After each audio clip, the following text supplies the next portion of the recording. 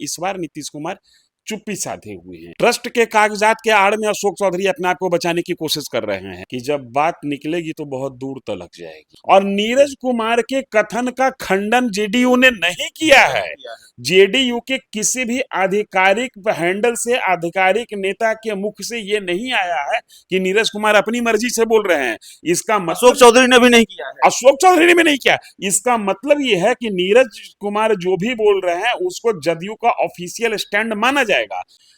किसी भी राजनीतिक कार्यक्रम में शामिल नहीं हो रहे हैं और ना उनकी पार्टी उनका चेहरा और नाम अपने राजनीतिक कार्यक्रमों में इस्तेमाल कर रही है। ये अपने आप में एक प्रखर संकेत है कि अशोक चौधरी प्रकरण पर पार्टी का स्टैंड है क्या।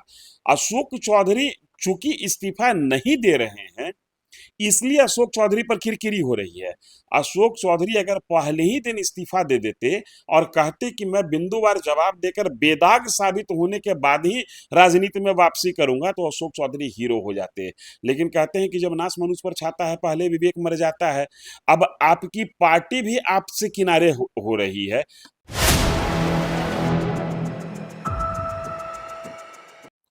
नमस्कार, आप देख रहे हैं 4 PM और मैं हूं अभिषेक मिश्रा। देखिए, प्रशांत किशोर की पार्टी जनसुराज ने अशोक चौधरी, बिहार सरकार के मंत्री अशोक चौधरी पर नए खुलासे किए हैं या अशोक चौधरी पर नए आरोप लगाए हैं। मंत्री अशोक चौधरी की पत्नी की संपत्ति को लेकर भी आरोप लगाए हैं, दावे किए हैं और अशोक चौधरी से इस्तीफा मांग रही है प्रशांत किशोर की पार्टी। और प्रशांत किशोर के आरोपों पर जेडीयू के बयान सामने आ चुके हैं, बताने की जरूरत नहीं है।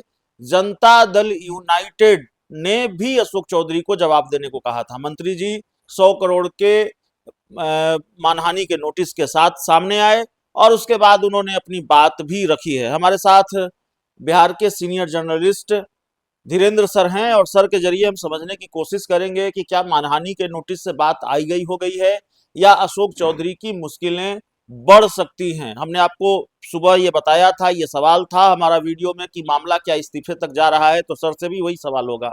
सर, बात आई हो गई है, मामला कोर्ट में जाएगा और यही बात खत्म हो जाती है, कल एक नया खुलासा हो गया है या फिर मामला इस्तीफे तक जा सकता है?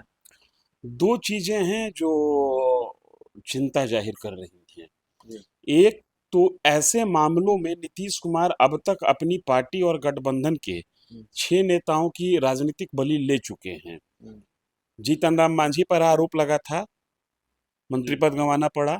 जमशेद अशरफ पर लगा था, मंत्री पद गंवाना पड़ा। माफ कीजिएगा, तेजस्वी यादव पर आरोप लगा था, मंत्री पद ही नहीं गंवाना पड़ा। गठबंधन टूट गई, एनडीए के साथ फिर बीजेपी के साथ हो गए नीतीश कुमार। लेकिन इस बार नीतीश कुमार चुप्पी साधे हुए हैं।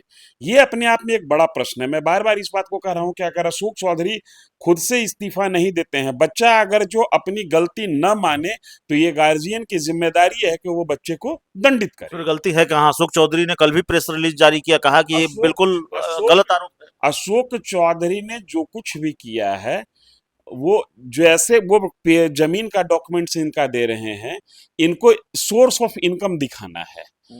जो आरोप लगे हैं इस पर, जिन्होंने आरोप लगाया है वो भी कह रहे हैं कि ट्रस्ट बहुत ज्यादा दोषी नहीं है। ट्रस्ट के कागजात के आड़ में अशोक चौधरी अपने आप को बचाने की कोशिश कर रहे हैं। आरोप लगाने वाला शख्स भी कह रहा है कि ट्रस्ट के कागजात उतने जिम्मेदार नहीं है। ट्रस्ट के साथ एक खेल क्या है कि जब से ट्रस्ट की दोस्ती अशोक चौधरी से हुई है तब से खेल होना ट्रस्ट में शुरू हो गया है। लेकिन जो जमीन, जो कागजात जारी किए गए हैं अशोक चौधरी के सेक्रेटरी के नाम पर या अशोक चौधरी के अन्य परिजनों के नाम पर, उसका जवाब तो अशोक चौधरी को देना होगा। संपत्ति आई कहां से? संपत्ति खरीदनी बुरी बात नहीं है, लेकिन सोर्स ऑफ इनकम आपको बताना होगा। खैर, ये एक दूसरा विषय है। ये वो दोनों आपस में फरियाते रहे। हमको याद है कि लाल कृष्ण आडवाणी के ऊपर सिर्फ हवाला केस के डायरी में उनका नाम लिखा हुआ था। आडवाणी जी ने इस्तीफा दिया और कसम खाया था कि जब तक मैं बेदाग नहीं हो जाऊं संसद की तरफ पैर नहीं रखूंगा। खैर, वो अब राजनीति में उच्च मापदंड नहीं रहे। कई बार न्यायालय भी संज्ञान लेती है। ये 10-20 रुपए का स्कैम का मसला नहीं है। सच है या झूठ, न्यायालय है किस बात के लिए? अगर जो प्रशांत किशोर झूठा आरोप लगा के अशोक चौधरी जैसे रिप्यूटेड पॉलिटिशियन के रिपुटेशन को खराब करना चाहते हैं, अगर जो प्रशांत किशोर चुनाव की पूर्व संध्या पर जेडीयू के दिग्गज नेता पर आरोप लगा के जेडीयू और एनडीए की राजनीति को खराब करना चाहते हैं, तो न्यायालय क्यों चुप है? न्यायालय को भी तो संज्ञान लेना चाहिए।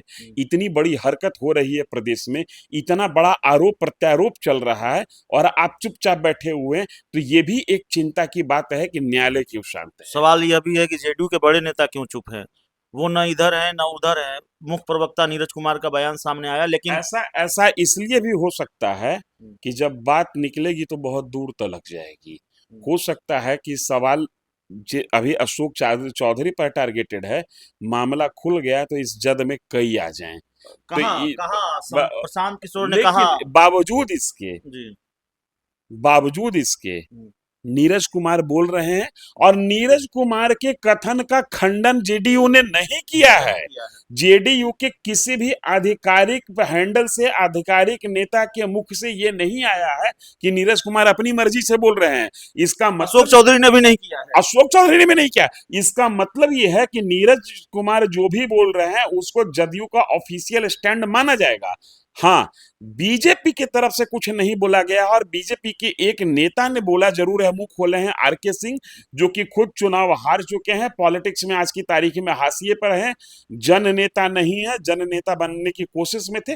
उनका एक बयान आया है, बीजेपी शांत है, लेकिन नीरज कुमार बोल रहे हैं, और नीरज कुमार के बयान का जदयू ने खंडन नहीं किया, इसलिए नीरज कुमार के बयान को जदयू का बयान माना जा सकता है। सवाल यह भी है कि ये तो आरोप और प्रत्यारोपों की बात हो गई, लेकिन जो दूसरा सवाल ये है, प्रशांत किशोर ने एक और खुलासा किया है, और खुलासा ये किया है कि जिन नेताओं की हम बात कर रहे हैं उन्हीं पार्टियों के लोग हमें सबूत दे रहे हैं। बड़ा दिलचस्प मामला है।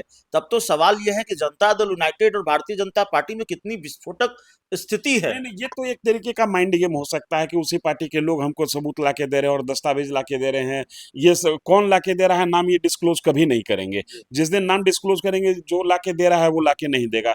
ये एक तरीके का माइंड गेम होता है जिसमें अगले को ये एहसास कराया जाए कि तुम्हारे घर के अंदर तक हम घुस चुके हैं, और हमको जो जानकारी दे रहा है वो कोई और नहीं दे रहा है, तुम्हारे अपना आदमी दे रहा है, ताकि वो डर के मारे सरेंडर की मुद्रा में चला जाए। इस बात में बहुत ज्यादा दम नहीं है, ये एक मेंटल माइंड गेम है, मेंटल प्रेशर। आखिरी सवाल है। अब पता नहीं राजनीति में इतने संयोग होते हैं नहीं होते हैं, लेकिन संयोग है कि प्रशांत किशोर ने प्रेस कॉन्फ्रेंस की, आरोप लगाए अशोक चौधरी पर, और उसके बाद अशोक चौधरी एक दिन मुख्यमंत्री आवास में नजर आए। उसके बाद अशोक चौधरी मतलब आरोप लगाने के पहले के घटनाक्रमों को देखे और आरोप लगने के बाद के घटनाक्रमों को देखें, तो पहले अशोक चौधरी एनडीए के सम्मेलनों में जा रहे थे, शामिल हो रहे थे, नीतीश कुमार के साथ कार्यक्रमों में शामिल हो रहे थे। आरोप लगने के बाद नीतीश कुमार के साथ वो किसी कार्यक्रम में नजर नहीं आए हैं। सिर्फ एक दिन वो मुख्यमंत्री आवास में जरूर नजर आए हैं मुख्यमंत्री के साथ, और न ही एनडीए के सम्मेलनों में वो नजर आए हैं, एनडीए के कार्यक्रमों में नजर आए हैं। इसके साथ ही आज मुख्यमंत्री नीतीश कुमार, अभी जब हम बात कर रहे हैं तो नीतीश कुमार के आवास में वीडियो कॉन्फ्रेंसिंग के जरिए कार्यक्रम हो रहा है कि हर महिला को, मतलब 70 लाख महिलाओं के खाते में 10,000 रुपए की राशि भेजी जा रही है। ये कार्यक्रम है, और उसको लेकर बड़ा विज्ञापन अखबार में छपा। उसमें संजय झा का भी नाम है, सम्राट चौधरी का भी नाम है, नीतीश कुमार मुख्य अतिथि हैं। उसमें दूसरे दूसरे नेताओं के भी नाम हैं, उसमें विजय सिन्हा का नाम है, अशोक चौधरी का नाम है। अशोक चौधरी के घर में बरसात हो रही है तो छाता लेंगे ना भाई, उनके बदले छाता दूसरा कोई लेगा। अशोक चौधरी निजी कार्यक्रम में कई कुछ एक जगह पर गए हैं, एक दिन तो शांत रहे, लेकिन दूसरे दिन से थोड़ा बहुत साहस दिखाया है। किसी भी राजनीतिक कार्यक्रम में शामिल नहीं हो रहे हैं, और ना उनकी पार्टी उनका चेहरा और नाम अपने राजनीतिक कार्यक्रमों में इस्तेमाल कर रही है। ये अपने आप में एक प्रखर संकेत है कि अशोक चौधरी प्रकरण पर पार्टी का स्टैंड है क्या। अशोक चौधरी चूंकि इस्तीफा नहीं दे रहे हैं, इसलिए अशोक चौधरी पर किरकिरी हो रही है। अशोक चौधरी अगर पहले ही दिन इस्तीफा दे देते और कहते कि मैं बिंदुवार जवाब देकर बेदाग साबित होने के बाद ही राजनीति में वापसी करूंगा, तो अशोक चौधरी हीरो हो जाते।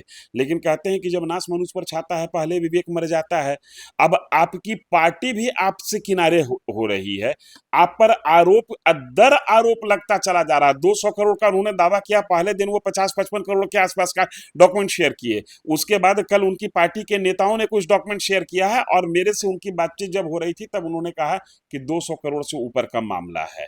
तो अशोक चौधरी को इन तमाम चीजों से बचने के लिए ये समय का तकाजा है, ये राजनीति की रवायत रही है कि ऐसे आरोप लगने पर इस्तीफा दे देना और चाहिए। इस्तीफे का बहुत माकूल समय भी है, बहुत फर्क भी नहीं पड़ता चुनाव में। अब कितना दिन का चुनाव रह गया भाई, आप इस्तीफा नहीं दीजिएगा, ये बड़ा मुद्दा बनेगा आने वाले समय में, चुनाव के समय। उस समय आप जिस पार्टी के लिए, जिस मानस पिता के लिए अपना सर्वस्व न्यौछावर करने के तत्पर रहते हैं, उस मानस पिता की राजनीतिक मृत्यु का कारक आप बन जाइएगा, ये आपको समझ में नहीं आ रहा है। लेकिन अब है कि उनकी भी कुछ अपनी रणनीति होगी। चलिए, अपनी मजबूरियां होंगी या अपनी कोई रणनीति होगी, अपना कोई प्लान होगा। इस पूरी रिपोर्ट में इतना ही। बहुत बहुत धन्यवाद।